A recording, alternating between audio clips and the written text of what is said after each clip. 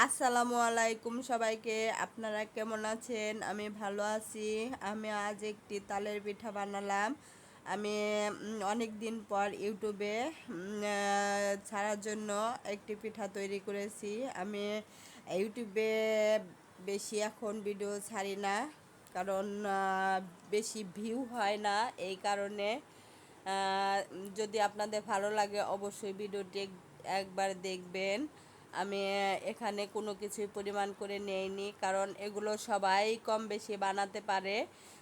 তাই এখানে পরিমাণ করে নেওয়ার কিছুই নেই। এখানে যেহেতু আমরা কয়েকজন খাবো, তার জন্য আমি সবটাই একটু বেশি বেশি করে নিয়েছি। অনেকটাই তাল ছিল এবং কিছুটা চালের গুঁড়ি দিয়ে দিয়েছি, সাথে চিনিটাও দিয়ে ভালো করে মাখিয়ে নিলাম।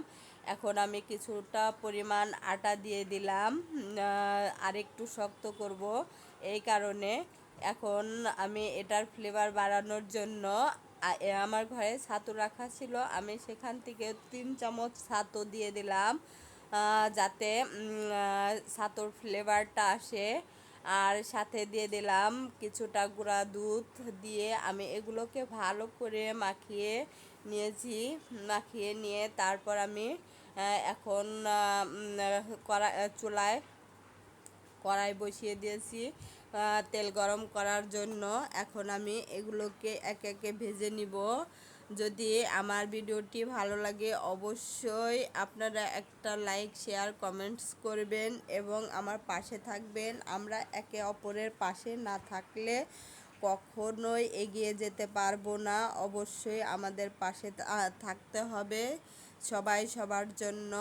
এখানে আমার তেলটা গরম হয়ে গেছে। আমি আমার কোটি টাকার কড়াইতে আজ পিঠা ভাজছি, সেজন্য দেখুন আমার পিঠাগুলো অলরেডি দিয়ে দিয়েছি কড়াইতে। কত সুন্দর ফুলে উঠেছে, দেখতে বেশ সুন্দর লাগছে। আমার পিঠা ভাজা প্রায় শেষ প্রান্তে। দেখুন কত সুন্দর কালার হচ্ছে। যদি আপনাদের ভালো লাগে অবশ্যই অবশ্যই একটা সাবস্ক্রাইব করতে ভুলবেন না এবং এই আপুর পাশে থাকতেও ভুলবেন না। আর সব সময়ই আমাদের পাশে একে অপরকে থাকতেই হবে। দেখুন আমার পিঠা রেডি হয়ে গেছে, আমার বাচ্চারা এখন খাবে। আপনাদের যদি ভালো লেগে থাকে অবশ্যই অবশ্যই অবশ্যই একটা সাবস্ক্রাইব করবেন। আল্লাহ হাফেজ।